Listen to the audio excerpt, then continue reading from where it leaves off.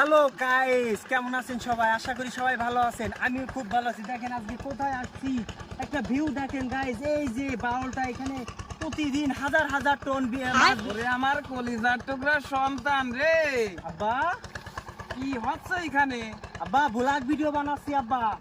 এই বাউল সম্পর্কে বলতেছি, ব্লগ ভিডিও করলে হাজার হাজার মানুষ দেখবে। আর আমাদের তোরে যে কইছি আর আমি বাড়ি কাজ করার জন্য তুই এই জায়গায় ব্লগ করতেছিস। আব্বা এটা কি ধানের সিজন? না আব্বা, এই যদি ধানের সিজন না হয় তুই ব্লগ কেমনে করলি?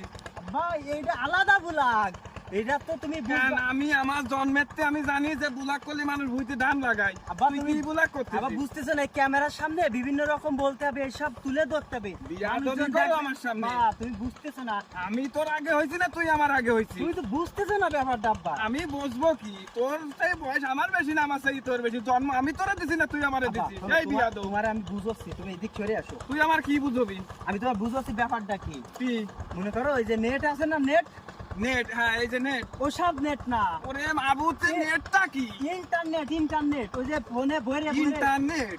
ইন্টারনেট ওই যে ইন্টারনেট মানে গ্রাম পর্যায়ের নেট? হ্যাঁ, শোনো ওইবার ওই আচ্ছা। ফোনে দেখালি সারা দুনিয়ার মানুষ দেখবে আমাকে ভিডিও দেখে দেখে। মনে করো আমাদের তো ইনকাম হবে। এখন তুমিও হইতেছে, বাবা তুই কি কোটিপতি হবি? হ্যাঁ আব্বা, কোটি তো এইসব দেখালি মানুষ দেখবে।